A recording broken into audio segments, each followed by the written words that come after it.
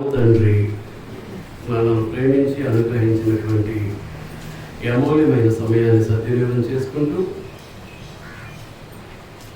ఆయనను ఆత్మతోనూ సత్యముతోనూ యథార్థంగా ఆరాధించడానికి ఆయనను మహిమపరిచి ఆయన యొక్క సమృద్ధి అయిన దీవెనలు పొందడానికి పరలోకానికి నిత్య జీవానికి దేవుని ఇంట్లో దేవ ప్రభు సిద్ధపరుస్తున్నటువంటి నివాస స్థానానికి పరలోకపు స్వాస్థ్యాన్ని పొందటానికి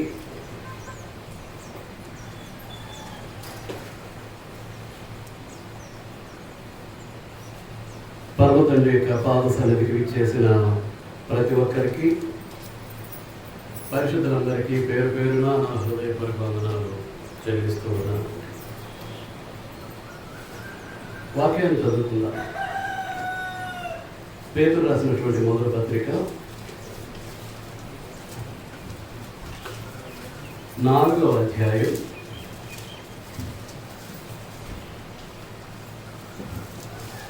12వ వచనం నుంచి 16వ వచనం వరకు.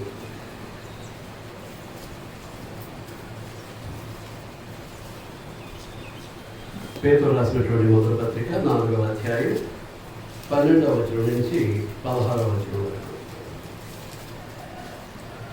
ప్రియులారా, మిమ్మల్ని శోధించుటకు మీకు కలుగుతున్న అగ్ని వంటి మహాశ్రమను గురించి మీకేదో ఒక వింత సంభవించినట్లు ఆశ్చర్యపడకుడి. క్రీస్తు మహిమ బయలుపరచబడినప్పుడు మీరు మహానందముతో సంతోషించు నిమిత్తము క్రీస్తు శ్రమలలో పారివారై ఉన్నంతగా సంతోషించుడి. క్రీస్తు నామము నిమిత్తము మీరు నిందపాలైన ఎడల మహిమాస్వరూపి అయిన ఆత్మ అనగా దేవుని ఆత్మ మీ మీద నిలుచుచున్నాడు కనుక మీరు ధన్యులు. మీలో ఎవడునూ నరహంతకుడుగా కానీ, దొంగగా కానీ, దుర్మార్గుడుగా కానీ, పరుల జోలికి పోవువాడుగా కానీ బాధ అనుభవింపదగదు. ఎవడైనను క్రైస్తవుడైనందుకు బాధ అనుభవించిన ఎడల అతడు సిగ్గుపడక ఆ పేరును బట్టియే దేవుని మహిమపరచవలెను. మీకు విషయం అర్థమై ఉండాలి. 12వ వచనంలోనే మనకు ఒక మాట కనిపిస్తూ ఉంది, శోధన. మిమ్మల్ని శోధించుటకు అన్నాడు. మిమ్మల్ని శోధించుటకు.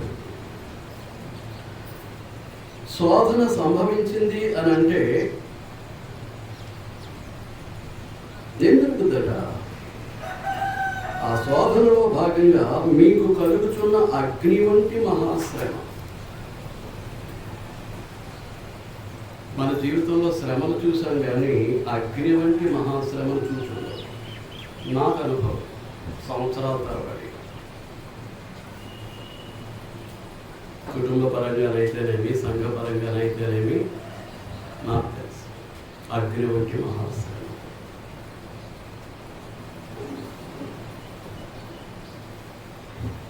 అంటే శోధన కలిగింది అంటే అందులో ఏముంటుంది అన్నమాట అండి?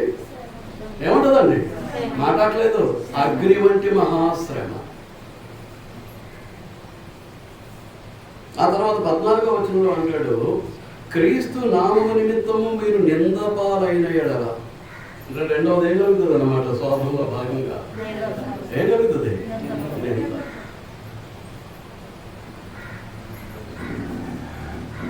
ఎవరి కొరకు? క్రీస్తు ప్రభు కొరకు. మూడవది ఏంటి అని అంటే 15-16 వచనాలు.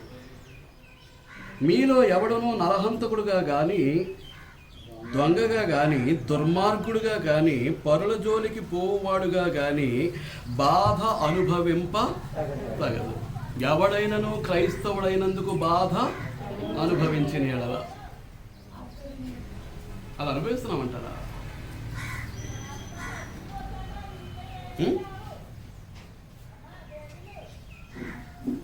నరహంతకుడుగా కానీ, దొంగగా కానీ, దుర్మార్గుడిగా కానీ, పరుల జోలికి పోవువాడిగా కానీ, ఏ అవలక్షణాలున్నా వాక్యానికి అవిధేయుడై ఉన్న వాడి దగ్గరే ఉంటాయి ఈ లక్షణాలు.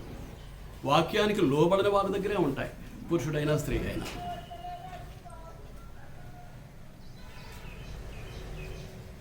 అలాగూ బాధ అనుభవించకూడదట. ఎలాగ అనుభవించాలి? క్రైస్తవుడైన. ఎలాగ అనుభవించాలండి? క్రైస్తవుడైనందుకు బాధను అనుభవించాలి. అలా అనుభవించడానికి ఇష్టపడుతూ ఉన్నాను, తప్పించుకుని పారిపోతున్నాను. ఏమండి? స్టెప్ బై స్టెప్ మీకు పరిచయం చేయబోతున్నాను. ఒకటి, శోధన. సాధారణంగా ఏమనుకుంటున్నారు అని అంటే, క్రైస్తవ జీవితం అనేది పూలబాట. అబద్ధ బోధకులు అందరూ కలిసి పనికిమాలిన బోధలు చేయటంతో అందరూ ఏమనుకుంటున్నారంటే అదొక పూలబాట. ప్రభువుని నమ్ముకుంటే ఏ కష్టమూ ఉండదు, ఏ నష్టమూ ఉండదు, ఏ లోటు ఉండదు, ఏ శ్రమ ఉండదు, హాయిగా బ్రతికేయచ్చు. తప్పుడు బోధ అండి, అబద్ధపు బోధ. టీవీల నుండి అదే బోధ. ఏ మతశాఖ వాడు బోధించినా ఇదే బోధ. అక్కడ ఏదో జరుగుద్ది, అలాగే మీకు చేసేస్తాడంటాడు, అలాగే మీకు ఇచ్చేస్తాడంటాడు, అలాగే మీ బ్రతుకు మారిపోద్ది అంటాడు. మీకు అర్థమవుతుందా? పచ్చి అబద్ధపు బోధ.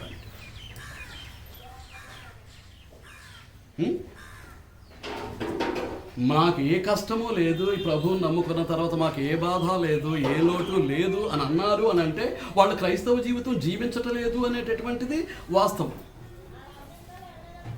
నిజంగా దేవుని కొరకు, క్రీస్తు ప్రభు కొరకు నిజమైనటువంటి సత్యమైనటువంటి క్రైస్తవ జీవితాన్ని జీవిస్తే ఖచ్చితంగా ఏమొస్తాయి? శ్రమలు వస్తాయి. ఖచ్చితంగా ఏమొస్తాయండి? శ్రమలు వస్తాయి, బాధలు వస్తాయి, కష్టాలు వస్తాయి, నష్టాలు కలుగుతూ ఉంటాయి.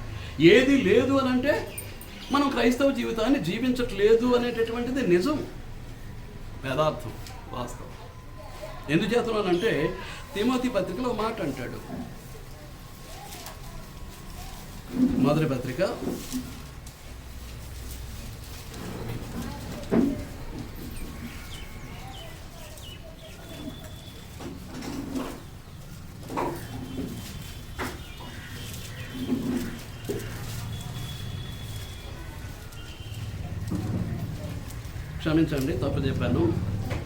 2వ పత్రిక 12వ వచనం. క్రీస్తు యేసునందు సద్భక్తితో బ్రతుకనుద్దేశించిన వారందరూ హింస పొందుదురు. క్రీస్తు యేసునందు సద్భక్తితో బ్రతుకటానికి ఉద్దేశించుకున్న వారందరూ కూడా ఏం పొందుతారట? హింస పొందుతారు. క్రీస్తునందు సద్భక్తి అంటే మంచి భక్తితోటి దేవుడు కోరుకున్నటువంటి భక్తి జీవితాన్ని దేవుని కొరకు బ్రతికే ప్రతి ఒక్కరూ కూడా ఏం పొందుతారండి? హింస పొందుతారు. నేను మరలా చెప్తున్నాను, ప్రభువుని నమ్ముకున్న తర్వాత మాకు ఏ కష్టము లేదు, ఏ బాధ లేదు, ఏ శ్రమ లేదు, ఏ నింద లేదు, ఏ లోటు లేదు, హాయిగా ఉన్నది మా బ్రతుకు అని అంటే వాళ్ళు ఏం చేయట్లేదు అన్నమాట. దేవుని కొరకైనటువంటి, క్రీస్తు ప్రభు కొరకైనటువంటి భక్తి జీవితాన్ని వారు జీవించట్లేదు అనేది వాస్తవమైనటువంటి సంగతి. నువ్వు ఎప్పుడైతే ఖచ్చితంగా జీవిస్తూ ఉన్నావో సాతానునికి వ్యతిరేకమైపోతాడు. ఈ లోకంలో కొద్దిమంది సాతాను ఏజెంట్లు ఉంటారు. క్రీస్తు ప్రభు యొక్క సంఘాల్లో కూడా ఏజెంట్లు ఉంటారు. క్రీస్తు ప్రభుతోటే సాతాను ఏజెంట్గా ఇస్కరియోతు యోధా ఉన్నాడు. అలాగే మీలోనూ ఉంటారు సాతాను ఏజెంట్లు. ఆడవారిలో ఉంటారు, మగవారిలో ఉంటారు. వారి ద్వారా కూడా ఏం జరుగుతుంటుంది? సాతాను యొక్క అభిష్టం మేరకు ఆయా కపటి సహోదరుల ద్వారా సద్భక్తులైన వారికి ఏమొస్తూ ఉంటుంది? హింస కలుగుతూ ఉంటుంది, కష్టాలు కలుగుతూ ఉంటాయి, నష్టాలు కలుగుతూ ఉంటాయి. మీరు ఆలోచిస్తూ ఉన్నారని నేను అనుకుంటూ ఉన్నాను. మీకు అర్థమవుతుందా అండి? దైవిక విధానం అది. కష్టం లేకపోతే జీవితానికి విలువ లేదండి. ఒక ప్రయాణం చేస్తున్నాం అనుకోండి, ఆ ప్రయాణంలో మెరక ఉంటుంది, పల్లము ఉంటుంది. మెరక లేకపోతే పల్లానికి విలువ లేదు. కష్టపడి మెరక ఎక్కామనుకోండి, కష్టపడి మెరక ఎక్కితే ఏం జరుగుద్ది? పల్లం తగిలినప్పుడు ప్రాణం హాయిగా ఉంటుంది. అలాగే ఎండలో ప్రయాణం చేసుకొచ్చామనుకోండి, ఒక చెట్టు నీడ యొక్క విలువ ఏంటనేది మనకు తెలుస్తుంది. ఎండలో పడి ఆవురావుడమంటూ దాహంతో వచ్చామనుకోండి, ఒక గ్లాసులు చల్లని మంచినీళ్ళ యొక్క విలువ ఏంటనేది తెలుస్తుంది. కనుక జీవితంలో ఏముండాలన్నమాట అండి, ఒక ప్రయాణంలో అప్ అండ్ డౌన్స్ ఎలాగైతే ఉంటాయో అదే విధానంలో కష్ట సుఖాలు అనేటటువంటివి ఉంటేనే జీవితం. మన క్రీస్తునందు పరిపూర్ణులుగా చేయడానికి వేటిని అనుమతిస్తూ ఉంటాడు దేవుడు? కష్టాలను అనుమతిస్తూ ఉంటాడు, బాధను అనుమతిస్తూ ఉంటాడు, వేదనలు ఇస్తూ ఉంటాడు. ఏమీ లేదు అని అంటే యూఆర్ నాట్ ఏ క్రిస్టియన్, నువ్వు క్రైస్తవుడు కాదు, క్రైస్తవురాలివి కాదు అన్నమాట. మీరు అర్థమవుతుందా? రోడ్డు పడతాను చాలా తీసేస్తున్నాను, మీరు అర్థమవుతుందా? ఏమండి? రైట్. శోధన మొట్టమొదటి ఏమనుకుంటున్నాం? శోధన మనకు కనిపిస్తూ ఉంది. ఎక్కడ? పేతురు రాసినటువంటి మొదటి పత్రిక 4వ అధ్యాయం 12వ వచనంలో మనకి ఏం కనపడుతుంది? శోధన. శోధన ఉన్నది అని అంటే ఎవరుంటారు? శోధకుడు ఉంటాడు. శోధన ఉన్నది అని అంటే ఎవరుంటారండి? శోధకుడు ఉంటాడు. చూడండి మత్తయి సువార్త 4వ అధ్యాయం.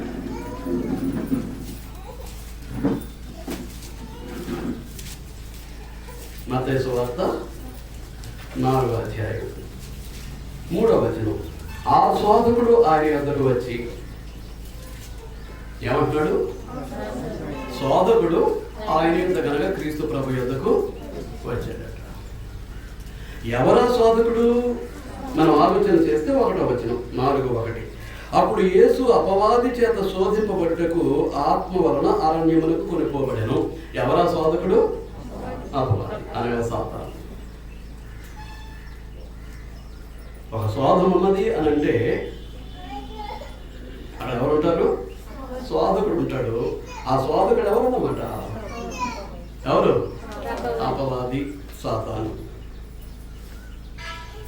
చాలా మంది ఏం చేస్తూ ఉంటారంటే దేవుణ్ణి దూషించడానికి ప్రయత్నం చేస్తారు. కష్టం కలిగినా, నష్టం కలిగినా, ఇబ్బంది కలిగినా, ఇరుకు కలిగినా, వేదన కలిగినా, బాధ కలిగినా ఏం చేస్తూ ఉంటారు? దేవుణ్ణి దూషించడానికి ప్రయత్నం చేస్తూ ఉంటారు. తప్పండి. చూడండి యాకోబు రాసినటువంటి పత్రిక 1వ అధ్యాయం 13వ వచనం. దేవుడు కీడు విషయమై శోధింపబడనేరడు. దేవుడు కీడు విషయమై శోధింపబడనేరడు అంటే అర్థం ఏంటి? దేవుడు ఎవరికి కీడు చేయడు. దేవుడు ఎవరికి కీడు చేయడు, శోధించడు. దేవుడు కీడు విషయమై శోధింపబడనేరడు, ఆయన ఎవరిని శోధింపడు. కనుక ఎవడైనను శోధింపబడినప్పుడు నేను దేవుని చేత శోధింపబడుచున్నానని అనకూడదు. ఎవడైనా శోధింపబడినప్పుడు నేను దేవుని చేత శోధింపబడుతున్నానని అనకూడదు. మరి ఎలా శోధింపబడతాడు? చెప్పేస్తున్నాడు కిందకి. ప్రతివాడు తన స్వకీయమైన అనగా తన సొంత దురాశ చేత ఏడవబడి మరులు అనగా కోరికలు రేపబడిన వాడై శోధింపబడతాడు. ఆ దురాశను బట్టి దురాశ గర్భము ధరించి పాపములు కనగా పాపము పరిపక్వమై పండి మరణాన్ని కంటది. కనుక దేవుడు ఎవరైనా శోధనలో పడిపోయినప్పుడు దేవుడు శోధిస్తున్నాడు అనేటటువంటి మాట నువ్వు అంత విశ్వాసివా? ఏ శోధన కలగనంత విశ్వాసం నీ దగ్గర ఉందా? అంతా దేవుని పట్ల భయభక్తులతో నడుచుకుంటున్నావా? దేవుని యొక్క సన్నిధిలో అంత నీతిమంతుడిగా నీతిమంతురాలుగా ఉంటూ ఉన్నావా? దేవుని యొక్క సన్నిధిలో అంత పరిశుద్ధుడిగా అంత పరిశుద్ధురాలుగా ఉంటూ ఉన్నావా? శోధింపబడడానికి మూలాలైనటువంటివి ఏవి నీ సరైన నీ ఆ హృదయంలోనూ నీ మనసులో లేవా? దేవుని మీదకి నిందన మోపేయటానికి, నేరాన్ని మోపేయటానికి. క్రీస్తు ప్రభు యొక్క శిలువ రక్తం ద్వారా లభించినటువంటి రక్షణను భయముతోటి వణుకుతోటి కొనసాగించుకోమని వాక్యం మనకు తెలియజేస్తూ ఉంటే ఎంత నిర్లక్ష్యంగా ఉంటున్నామండి. మనం వాడుకోవడానికి వారంలో 6 దినాలు ఇస్తే నా కొరకు నా మహిమ కొరకు ఈ దినాన్ని వాడుకోండి అని ఒక దినాన్ని దేవుడు నిర్ణయించుకుంటే ఆ దినాన్ని కూడా దొంగిలించి స్వార్థంతో దురాశతోటి దేవుని సన్నిధిలో గడపాల్సినటువంటి సమయాన్ని మన సంపాదన కొరకు, మన సుఖం కొరకు, మన ఆనందం కొరకు గడిపేస్తున్నామే. ఏ తప్పు చేయట్లేదా?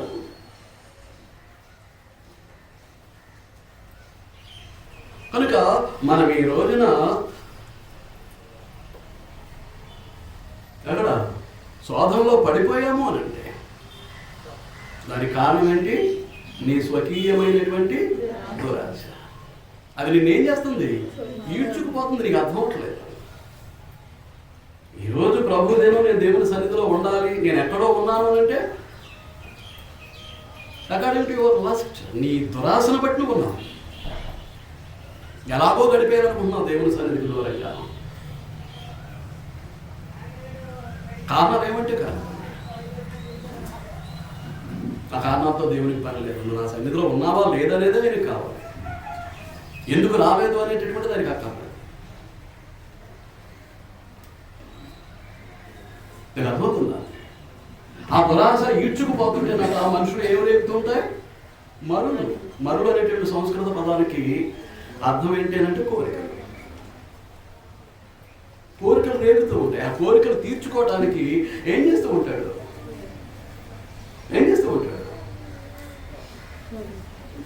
ఇష్టపడుతూ ఉంటాడు. అప్పుడు ఆ దురాశ మూలంలో ఏదైతే ఉందో, పాపానికి మూలమైనటువంటి దురాశ ఏం చేస్తుంది? గర్భము ధరించి పాపానికి అంటది. అంటే దురాశగా కొడుకు పుట్టాడు. పాపం పరిపక్వమై పండి మరణానికి అంటది. దురాశకి ఎవరు వచ్చారు? ఇప్పుడు మనవాడు వచ్చారు. పాపం ఎప్పుడు ఒంటరిగా రాదండి, మరణాన్ని వెంట పెట్టుకుని వస్తుంది. దేని వెంట పెట్టుకుని వస్తుంది? మరణాన్ని వెంట పెట్టుకుని వస్తుంది. కాబట్టి మనం ఎప్పుడు కూడా దేవుని మీద నింద వేయటానికి, దేవుడు నన్ను శోధిస్తున్నాడు అనడానికి మనం సాహసం చేయకూడదు. మనకి ఎందుకు శోధన వస్తుంది అని అంటే, దేవుని పట్ల మనం కలిగి ఉన్నటువంటి విశ్వాసం నుంచి మనం తప్పించడానికి, దేవుని పట్ల మనం ఉంచినటువంటి భయభక్తుల నుంచి మనం తప్పించడానికి, దేవుడు మనకు అనుగ్రహించినటువంటి నీతి నుంచి, దేవుడు మనకు అనుగ్రహించినటువంటి పరిశుద్ధత నుంచి, దేవుడు మనకు అనుగ్రహించినటువంటి ఆత్మ సంబంధమైన జీవితం నుంచి, దేవుడు మనకు అనుగ్రహించినటువంటి దైవికమైనటువంటి జీవన విధానం నుంచి పూర్తిగా లోకానుసారంగా మనం చేయటానికి, లోక సంబంధిగా చేసేయటానికి ఏం కలుగుతూ ఉంటుంది అన్నమాట అండి? ఏం కలుగుతూ ఉంటుంది? శోధన కలుగుతూ ఉంటుంది. దేవుని మాట విన్నవాడు శోధకుడు ఏం చేయడు? దేవుని మాట విన్నవాడు దేవుని మాటకు లోపడనివాడు. ఎంతమంది నడుచుకుంటూ ఉన్నారో దేవుని మాటకు పూర్ణంగా లోపడి మీ అంతరంగాన్ని పరిశీలించుకోండి, మీ జీవన విధానాన్ని పరిశీలించుకోండి. కొంతవరకు అనుసరించి కొంతవరకు అనుసరించకుండా ఎంతమంది ఉన్నారో ఆలోచన చేయాలి, పరిశీలించుకోండి, పరీక్షించుకోండి. పూర్తిగా ఏదో బాప్తిసం పొందేస్తే మాకు ఏదో వచ్చి పడిపోద్ది. ఇందాక చెప్పాను కదా, పూలబాట. నాకు ఏ కష్టం రాదు, ఏ నష్టం కలదు, ఏ లోపం ఉండదు, హాయిగా ఉంటుంది బ్రతుకు ప్రభువు నమ్ముకుంటే అనేటటువంటి తప్పుడు అభిప్రాయంతో కనుక బాప్తిసం పొంది ఉంటే ఏం జరుగుతుంది? పూర్తిగా తొలగిపోయారు. అది బాప్తిస్మానికి మూలం కాదు. అది బాప్తిస్మానికి మూలం కాదు. ఈ ఆత్మరక్షణ బాప్తిస్మానికి మూలం తప్ప పరలోకాన్ని, నిత్య జీవాన్ని స్వతంత్రించుకోవటం నీ బాప్తిస్మానికి మూలం తప్ప ప్రభు నమ్ముకుంటే నాకు ఏదో వచ్చేస్తుంది అని అనుకోవటం మాత్రం తప్పు.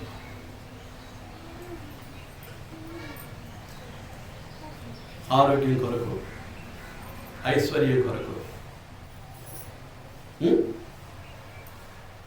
పిల్లల పెళ్ళిళ్ళ కొరకు, పిల్లల ఉద్యోగాల కొరకు, ఇళ్ల కొరకు, భూముల కొరకు, వెండి కొరకు, బంగారం కొరకు, డబ్బుల కొరకు కనుక ప్రభు నమ్ముకొని ఆ విధంగా బాప్తిస్మం పొందాను అనుకుంటే అది బాప్తిస్మం కాదు, పునర్జన్మ సంబంధమైనటువంటి స్నానము కాదు, తప్పిపోయా. అర్థమవుతుందా? అంచేత మీరు జాగ్రత్తగా ఆలోచన చేయండి. మనం ఆత్మ సంబంధమైనటువంటి జీవితంలోంచి తప్పించేసి భౌతికవాదులుగా మలచడానికే సాతాను ఏం చేస్తూ ఉంటాడు? శోధిస్తూ ఉంటాడు. ఫస్ట్ స్టెప్ ఎక్కడ కొట్టాడు? ఆదామును ట్రై చేశాడు. ఆదాం పడలేదు, కానీ ఎవరు పడిపోయారు? బలహీనమైనటువంటి ఘటమైనటువంటి స్త్రీ పడిపోయింది. చూడండి, కొరింథీయులకు రాసినటువంటి 2వ పత్రిక.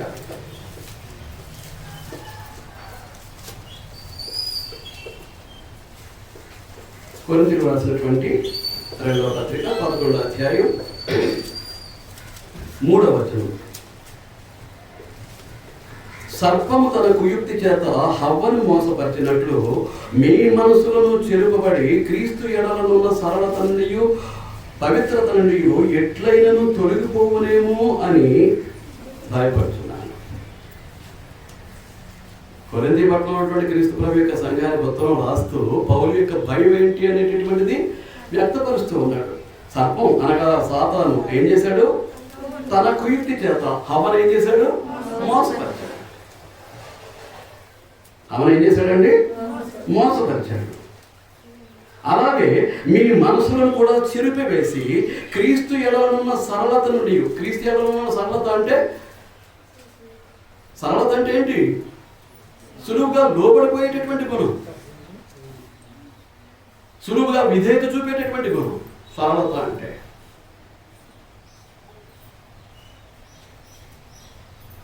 దేవుడు చెప్పిన ప్రతి మాటకు లోబడేటటువంటి లక్షణాన్ని ఏమంటామనంటే సరళత. లోకరక్షకుడిగా క్రీస్తు ప్రభు ఉన్నాడు. దేవుని రాజ్యమైనటువంటి క్రీస్తు సంఘాన్ని పరిపాలించేటటువంటి సర్వాధికారిగా క్రీస్తు ప్రభు ఉన్నాడు. ఆ క్రీస్తు ప్రభు యొక్క సర్వాధికారానికి మనం ఏం చేయాలన్నమాట? భయముతోనూ మనకుతోనూ లోబడాల్సినటువంటి అవసరత మన మీద ఉంది. అంచేత కొరింథీ పట్టణంలో ఉన్నటువంటి క్రీస్తు ప్రభు యొక్క సంఘాన్ని ఉద్దేశించి ఆయన మాట్లాడేది ఏంటి అంటే, సర్పము తన కుయుక్తి చేత హవ్వను మోసపరిచినట్లు మీ మనసులను చెరుపబడి, మనసులో ఏం చేస్తాడు? చెరిపేస్తాడు.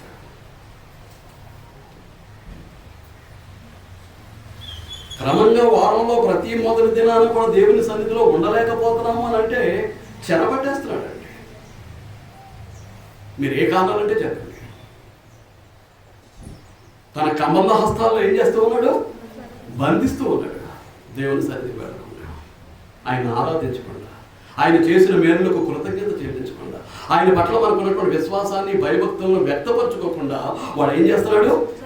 బంధించేస్తున్నాడు.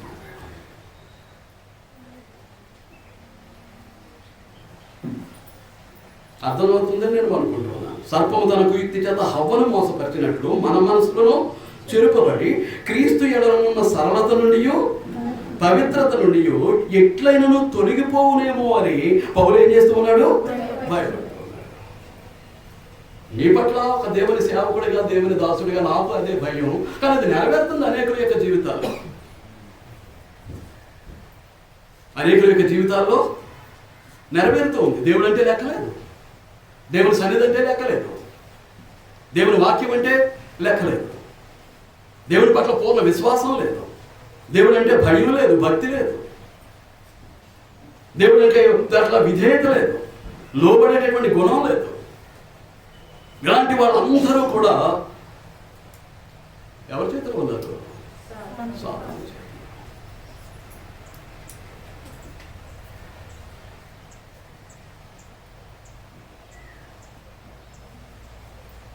ఆలోచన చేయమని మనం చేస్తూ ఉన్నాను. నేను ఫలానా పని మీద దేవుని సన్నిధికి వెళ్ళలేదు, ఆ ఫలానా పని సాతాను పని. మీరు మీ తండ్రి యొక్క అపవాది సంబంధం, మీ తండ్రి అయినటువంటి అపవాది యొక్క దురాశలనే మీరు నెరవేర్చడానికి కోరుకుంటూ ఉన్నారు. మంచేత దేవుని సన్నిధికి రా, దేవుని వాక్యానికి లోబడి దేవుని కుమార్తెగా ఉండలేరు. మీ తరం కాదు.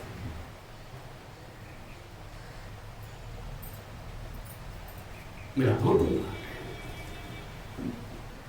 శోధన, సాతాను శోధించేటటువంటి విధానం.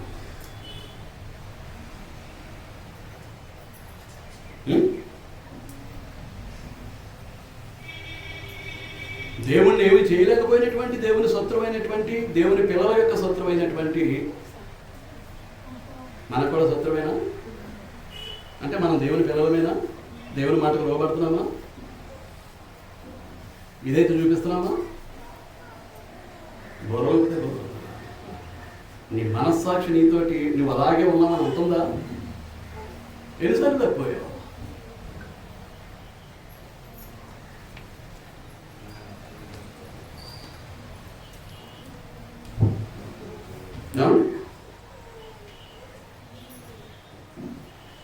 ఎన్నిసార్లు తప్పిపోయావు? రైట్. కనుక సాతాను ఏం చేస్తూ ఉంటాడు? అవను మోసపరిచినట్లుగా ఈ రోజున మనల్ని కూడా మోసం చేస్తూ ఉంటాడు. అప్పుడు మనం ఎక్కడ పడతాం? శోధనలో పడతాం. ఎక్కడ పడిపోతాం? శోధనలో పడిపోతాం. రెండవది కొరింథీయులకు రాసినటువంటి 2వ పత్రిక 2వ అధ్యాయం 10-11 వచనాలు.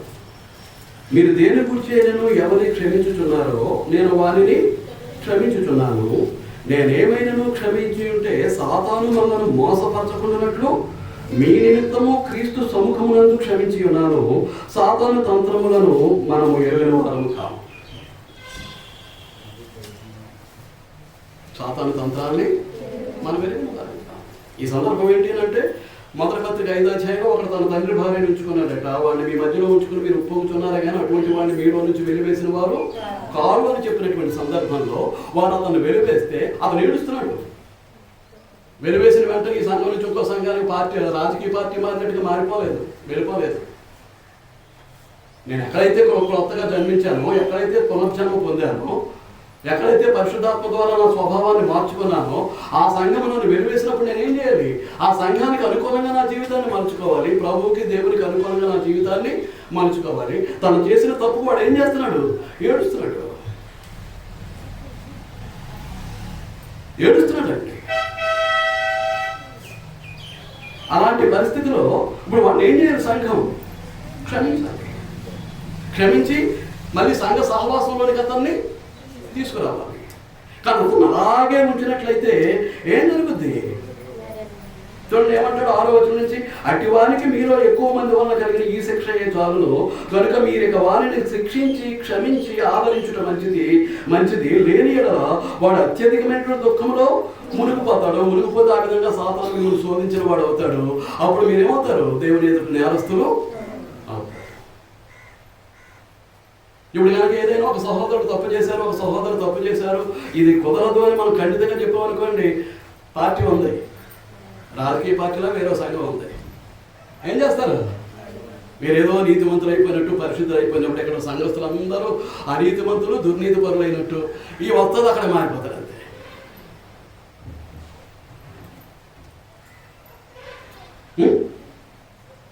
ఆ భక్తులను కూడా వేరే చోటకి వెళ్తారు.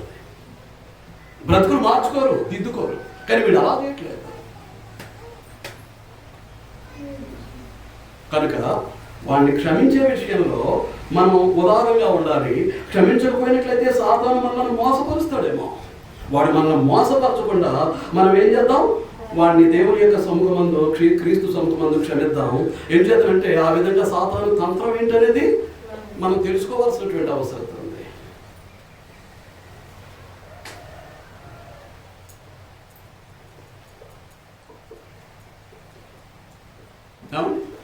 ఆయన కష్టపడి అందరికీ మెసేజ్లు పెట్టాడు. ఏం జరిగినా మెసేజ్లు పెడతాడు. శుక్రవారం సేవ అయిపోయిన తర్వాత ఉంది, శనివారం ఉపవాస ప్రార్థన, అందరికీ మెసేజ్ పెడితే ఎంతమంది వచ్చారు? ఏంటో ఆ నిర్లక్ష్యం, లెక్కలేదు దాన్ని. నేను కూడా కొంతమందికి భయంతో ఫోన్ చేశాను, రావేమో అనేటటువంటిది. నా భయం నిజమైంది ఇక్కడ లేదు. కుటుంబాలు లేవు ఇక్కడ.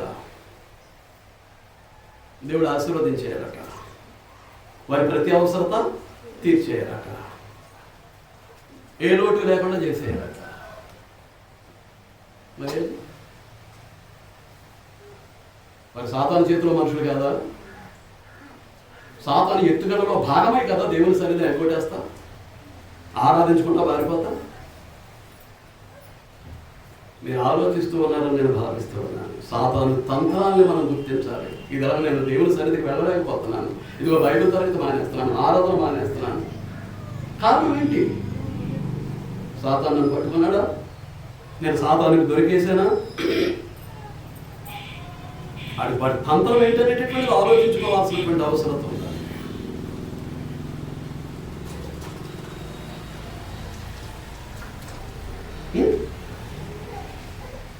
దేవుని మార్గం నుంచి నన్ను తప్పించేస్తున్నాడా?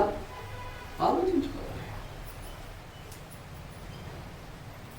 మరొకటి, పేతురు రాసినటువంటి మొదటి పత్రిక, నేను స్వాతంత్రం గురించి మాట్లాడుతున్నాను. పేతురు రాసినటువంటి మొదటి పత్రిక 5:8 నిబ్బరమైన బుద్ధి గలవారే మెలకువగా ఉండడి. ఎందుచేతనంటే మీ విరోధి అయిన అపవాదికి గర్జించు సింహం వలె ఎవరిని మింగుదునా అని వెతకుచూ తిరుగుతున్నాడు.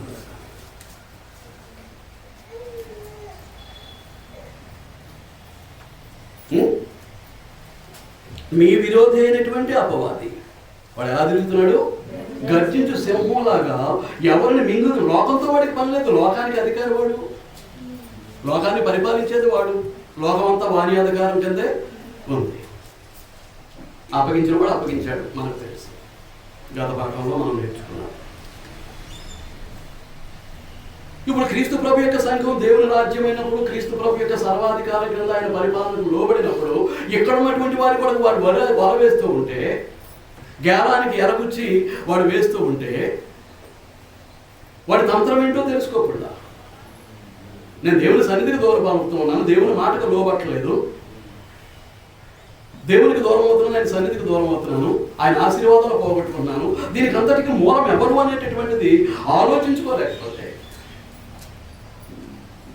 సాతాను శోధనలో పడినట్టే. వాడు శోధనలో ఆదముని ఎలా శోధించాడో క్రీస్తు ప్రభువును కూడా అలాగే శోధించాడు. గత పాఠంలో మనం చూసాం. వాడి యొక్క ఆయుధాలు ఏంటి? నేత్రాశ, శరీరాశ, జీవుడు. ఆశలు కాదవి, దురాశ, దురాశ.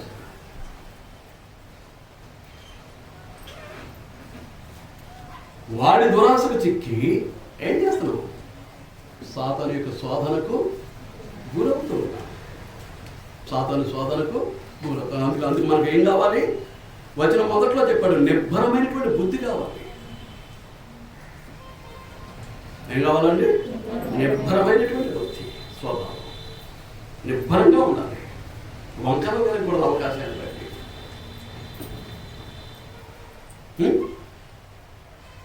గత వారాల్లో మానేసినా కానీ మేము నీతిమంతులు పరిశుద్ధులు అన్నట్టుగా ఉన్నారు. దేవుని సన్నిధిలో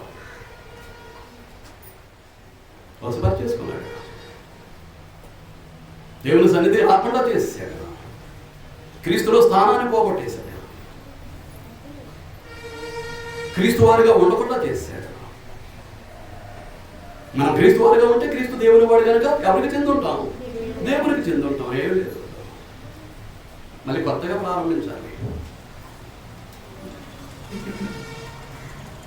నీ సుఖము, నీ ఆదాయము, నీ సంతోషాన్ని నువ్వు వెతుక్కుంటూ వెళితే దేవుని సంతోషపరచలేవు. దేవుని మాటకు లోబడవు, విధేయత చూపించు. కనుక దేవుని సాతాను యొక్క శోధనలో భాగమేది అని అంటే మొట్టమొదటి ఏంటనుకున్నాం? అగ్ని వంటి మహాశ్రమ అన్నాడు. మీరు ఎవరికి గుర్తుంటుందో ఉండదు. చదివాం కానీ ఎన్ని చూసాను? శోధన, అది మూలం. ఆ శోధన కింద ఏది కలుగుతుంది? ముందు శ్రమ. అది ఎంతవరకు వెళుతుంది? అగ్ని వంటి మహాశ్రమ. అలాంటిది కలిగినప్పటికీ కూడా మీకు ఏదో ఒక వింత సంభవించినట్లుగా మీరు ఆశ్చర్యపోకండి అంటున్నాడు పరిశుద్ధాత్మ. శ్రమ, శోధనలో భాగంగా కలిగినటువంటి శ్రమ ఏం చేస్తుంది అంటే మనకు కష్టాన్ని కలుగు చేస్తుంది, నష్టాన్ని కలుగు చేస్తుంది. మన కష్టాన్ని కలుగు చేస్తుంది, నష్టాన్ని కలుగు చేస్తుంది. మన ఆరోగ్యం పాడవుతుంది, మన ఆర్థిక పరిస్థితి తారుమారైపోతుంది. ఆర్థిక పరిస్థితి, ఆదాయం తక్కువైపోతుంది, ఖర్చు ఎక్కువైపోతుంది, తారుమారైపోతుంది. తర్వాత ఏం జరుగుతుంటుంది? మానవ సంబంధాలు దెబ్బతినేస్తూ ఉంటాయి. భార్యాభర్తల మధ్య సరైన సంబంధం ఉండదు, తల్లిదండ్రులు పిల్లల మధ్య సరైన సంబంధం ఉండదు,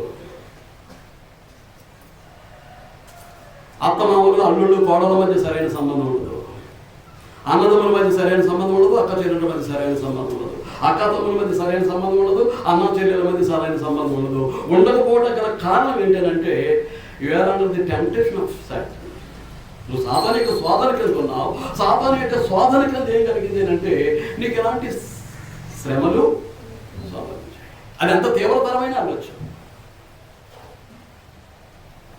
ఒక మనిషి వెళ్ళి అగ్నిలో పెడితే ఎంత భయంకరంగా ఉంటుందో పరిస్థితి, మొత్తం దేహం అంతా అంతటి శ్రమ,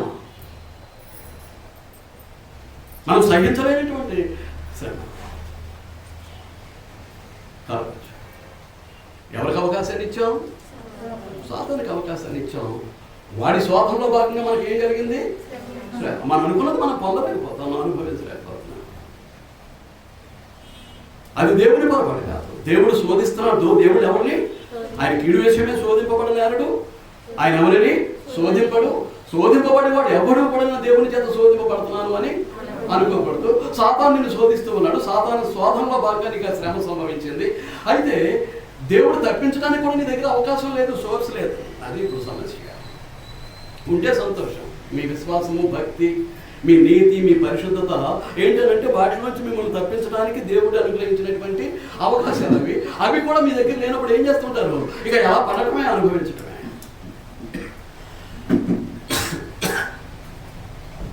అలా భరించటమే.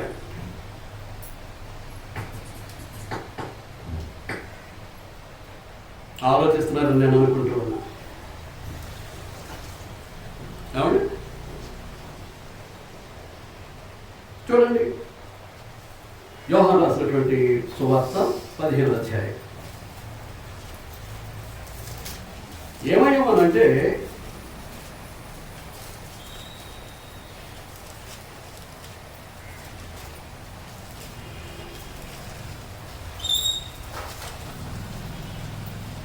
యోహాను రాసిన సువార్త 15వ అధ్యాయం.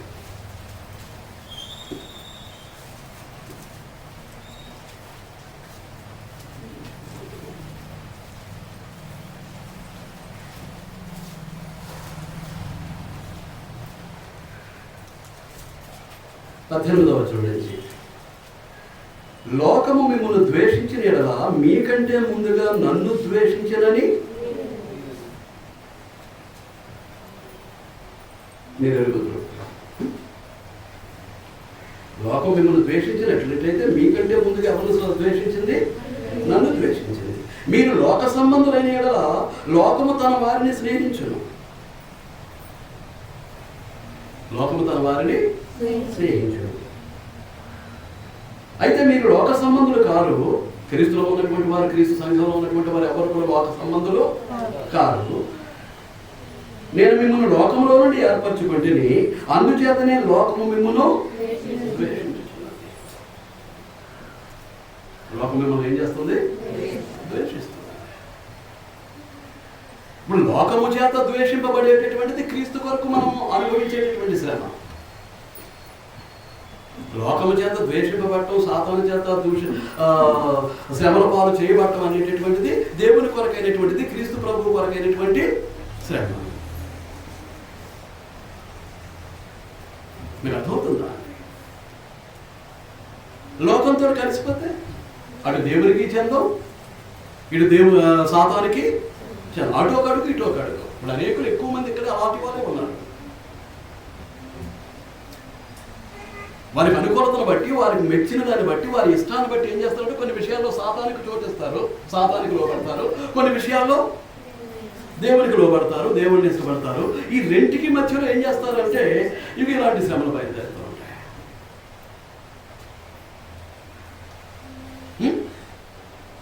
20వ వచనం. దాసుడు తన యజమానుడి కంటే గొప్పవాడు కాడని నేను మీతో చెప్పిన మాట జ్ఞాపకం చేసుకుని, లోకము నన్ను హింసించిన మిమ్మల్ని కూడా ఏం చేస్తుంది? హింసిస్తుంది. నన్ను హింసించినప్పుడు లోకం మిమ్మల్ని ఏం చేస్తుంది? హింసిస్తుంది.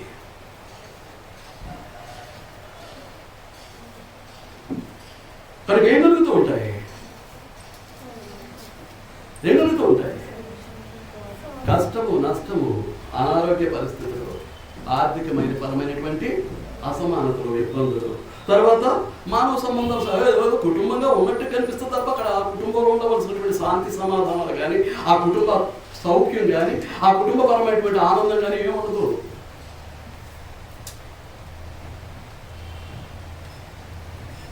తినటానికి పడుకోవడానికి అదొక షెల్టర్ తప్ప కుటుంబ సంబంధమైనటువంటి బంధాలు ఏముండవు.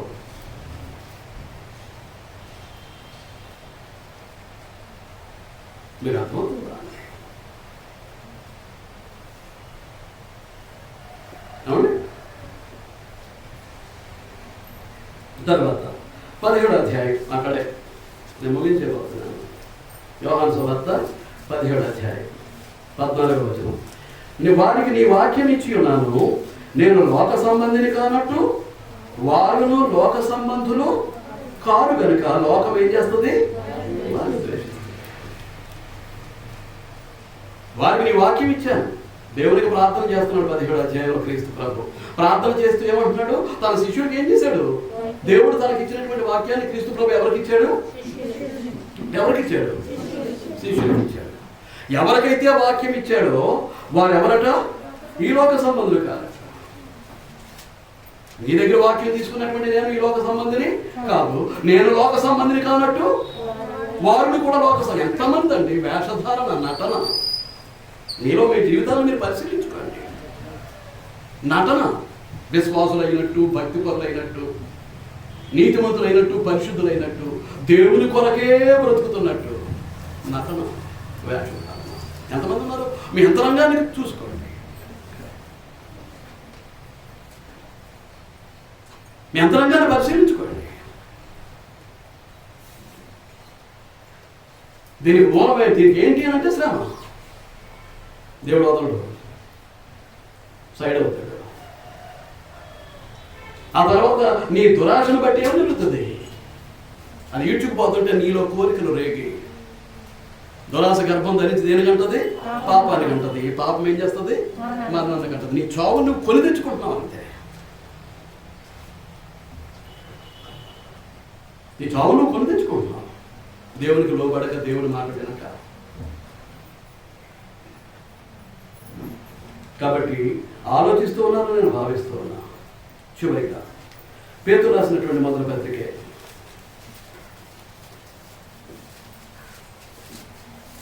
పేతురు రాసిన మొదటి పత్రిక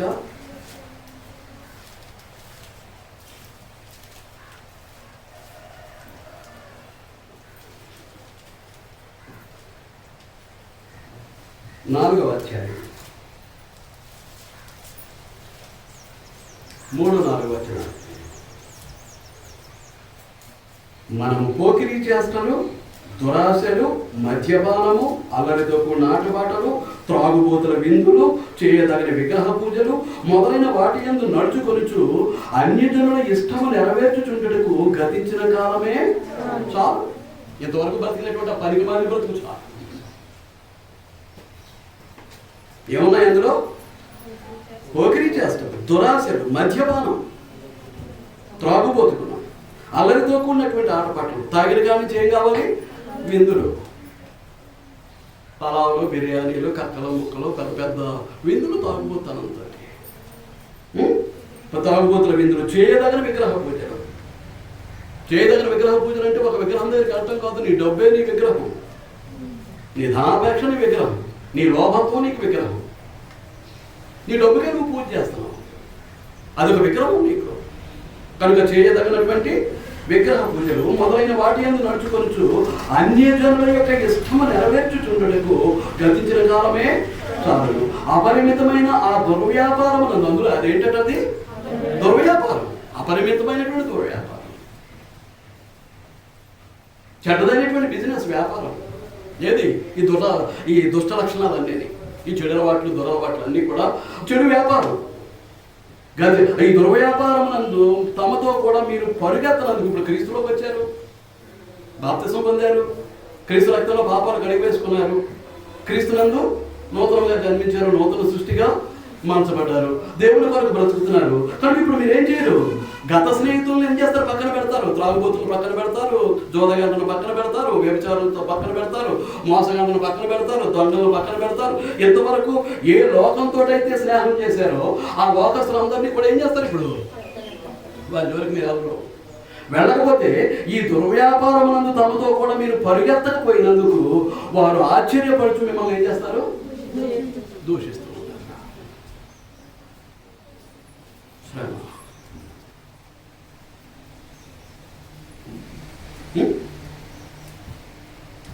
ఇక్కడ ఆరాధనకి వచ్చేసి అక్కడ తాగడానికి వెళ్ళిపోయాడు అనుకోండి, ఇక్కడ ఆరాధనకు వచ్చేసి అక్కడ సిగరెట్లు కాలుతున్నాడు అనుకోండి, ఇక్కడ ఆరాధనకు వచ్చేసి అక్కడ గుట్కాలో ఖైదీలు అవుతున్నాడు అనుకోండి, ఇక్కడ ఆరాధనకు వచ్చేసి అక్కడ ప్యాకెట్లో కూర్చున్నాడు అనుకోండి, ఇక్కడ ఆరాధనకు వచ్చేసి భార్య కాదని పరాయి స్త్రీతోటి పరాయి పురుషులతోటి స్త్రీ పురుషులు అక్రమ సంబంధాలు పెట్టుకున్నారు అనుకోండి, మోసం చేస్తున్నాను అనుకోండి, దొంగతనం చేస్తున్నాను అనుకోండి, అబద్ధాలు ఆడుతున్నారు. ఇదంతా కూడా ఏంటన్నమాట?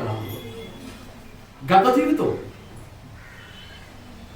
ఇప్పుడు ఇక్కడికి వచ్చి పరిశుద్ధులుగా నీతిమంతులుగా వేషాలు ధరిస్తారు, బయటకు వెళ్ళిన తర్వాత ఏం చేస్తారు? త్రాగుబోతుల విందుల్లో పాలు పొందుతూ ఉంటారు, ఆ దుర్వ్యాపారంలో చిక్కుకుంటూ ఉంటారు. ఇప్పుడు ఎవరికి చెందినట్టు? ఎవరికి చెందినట్టు? అలాంటి పరిస్థితుల్లో ఈ జీవితం ఏమవుతుందనంటే శ్రమల పాలు అయిపోతుంది. కనికరించి ఆదరించడానికి దేవుడు ఇష్టపడ్డు, నువ్వు సాతాన పక్షంగా ఉన్నది వాడు ఎలాగో పాడు చేయడానికే చూస్తాడు. నీ యొక్క నాశనమే వాడి యొక్క ధ్యేయం. నీ జీవితాన్ని సర్వనాశనం చేసి విడిచిపెట్టడానికి వాడు చూస్తూ ఉంటాడు. వీడు దేవుడు పట్టించుకోడు. కనుక ఇటువంటి ద్విమనస్తత్వం అనేటటువంటి దేవుడు మెచ్చేది కాదు. శ్రమల పాలైపోతుంది. అంచేత ఆలోచించండి. మీకు అర్థమవుతుందా? ఇంకేమున్నాయి ఇక్కడ? శోధన బట్టి ఏం కలిగింది? శ్రమ. అగ్ని వంటి మహాశ్రమ మనం చూసాం. ఇంకేమున్నాయి ఇక్కడ? నింద ఉంది, బాధ ఉంది. చూద్దాం వచ్చేవారు. మీరు ఆలోచిస్తూ ఉండండి, మీ జీవితాన్ని పరిశీలించుకుంటూ ఉండండి, ముసుగేసేయకండి. మన ఎక్కడ ఎన్ని లోపాలు ఉన్నప్పటికీ, ఎన్ని తప్పులు ఉన్నప్పటికీ, ఎన్ని పాపాలు చేస్తున్నప్పటికీ, ఎంతగా దేవుని వాక్యాన్ని తిరస్కరిస్తూ ఉన్నప్పటికీ, లోబడకుండా బ్రతికేస్తూ ఉన్నప్పటికీ నేను బాగానే ఉన్నాను అని నీ డబ్బుని బట్టో నీ గృహ సుఖాన్ని బట్టో నువ్వు ఆలోచించుకుంటూ ఉంటే ఎప్పుడో దేవుని చేతికి చిక్కుతావు. లేకపోతే నువ్వు నమ్ముకున్నటువంటి నీ సాతాను ఏం చేస్తాడు? నిన్ను నాశనానికి అప్పగించేస్తాడు. అంతవరకు జీవితాన్ని వెళ్ళకూడదు. అంతవరకు జీవితాన్ని వెళ్ళకూడదు. జాగ్రత్తగా ఆలోచిస్తూ ఉన్నారని నేను నమ్ముచున్నాను. క్రైస్తవ జీవితం అనేటటువంటిది కోల్పోట. దగ్గర మనం వెళుతున్నాం, ఇంకా వెళ్ళలేదు, ఇంకా చిక్కుల్లోనే ఉన్నాం. సాతాను శోధిస్తూ ఉంటే, సాతాను శోధనకు గురైతే ఏం జరుగుతుంది? అగ్ని వంటి మహాశ్రమ. అంచేత నేను చెప్తాను, ఒక బలహీనత కలిగింది కుటుంబంలో, what is the cause? Weakness. ఆ బలహీనత కారణం ఏంటి? మొత్తం నీ కుటుంబ పరిస్థితి అంతటినీ నువ్వు చెక్ చేసుకోవాల్సినటువంటి అవసరం ఉంది. ఒక ఆర్థిక ఇబ్బంది ఏర్పడింది, తీరట్లేదు, కారణం ఉంటుంది. నువ్వు పట్టుకోవాల్సినటువంటి బాధ్యత, ఆ దైవికమైన కోణంలో చూడాల్సినటువంటి బాధ్యత. ఈ నష్టం కలిగింది, కష్టం వచ్చింది, కారణం ఊరికినే రాదు. నువ్వు చేసేటటువంటి తప్పుడు, నువ్వు జీవించే తప్పుడు జీవితానికి శిక్షగా నువ్వు చూడాలి. లేదు అనుకుంటే నీ విశ్వాసానికి పరీక్ష అయి ఉండాలి. ఏంటి కదా దానికి? పాపాన్ని ఒడిగట్టుకుంటూ, పాపాన్ని కట్టుకుని లాక్కుని పోతూ, నేను పరిశుద్ధిని నా విశ్వాసాన్ని కష్టపడినటువంటి పరిస్థితిని బట్టి నాకు పరీక్షే కలిగింది అనుకుంటే నిన్ను మోసం చేసుకుంటావు. ఆలోచించాలని మీరు మనం చేస్తూ ఉన్నా. అర్థమవుతుందా అండి? శోధన ఉన్నదంటే ఎవరుంటారు? శోధకుడు ఉంటాడు. ఆ శోధకుడు ఎవరు? ప్రభువును శోధించడానికి వచ్చినటువంటి అపవాది. ఇప్పుడు నువ్వు ఎవరి చేతిలో ఉన్నావు? అపవాదిని తండ్రిగా భావించి తండ్రి చేతిలో ఉన్నావా? తండ్రి మాట, నీ తండ్రి అనేటువంటి అపవాది మాట వింటూ, లేకపోతే దేవుడిని తండ్రిగా కలిగి దేవుడు చెప్పినట్టుగా నడుచుకుంటున్నావా? తేలాలి. తేల్చుకోవాల్సినటువంటి బాధ్యత మన మీద ఉంది. దాని ద్వారా ఏం కలుగుతుంది? శ్రమ, కష్టం వస్తుంది, నష్టం కలుగుతూ ఉంటుంది. లేదు ఇప్పుడు రమారం, ఇప్పుడు ఆ స్థలాన్ని కొని కట్టాలంటే రమారం 30-35 లక్షలు అవుతుందండి. కోరుకొండలో అంతటి హాల్ నిర్మించాలి అంటే కారణం ఏంటి? మీరు ఆలోచించాలి. మీరు ఆలోచించకపోయినా నష్టపోయినటువంటి నేనైనా ఆలోచించాను. కారణం ఏంటి? అలా వదిలేయడానికి అవకాశం లేదు. ఎందుకు జరిగింది అది? సేవలో లోపమా? నా వ్యక్తిగత జీవితంలో లోపమా?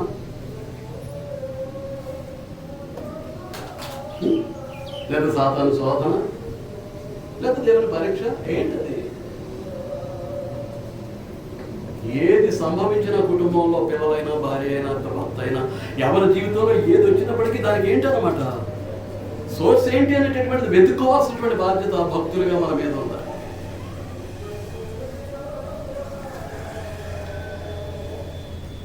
శ్రద్ధ మీ అందరికీ తెలియజేస్తూ పాఠాలని ముగిస్తూ ఉన్నాను. వచ్చే వారం కొనసాగించుకుందాం.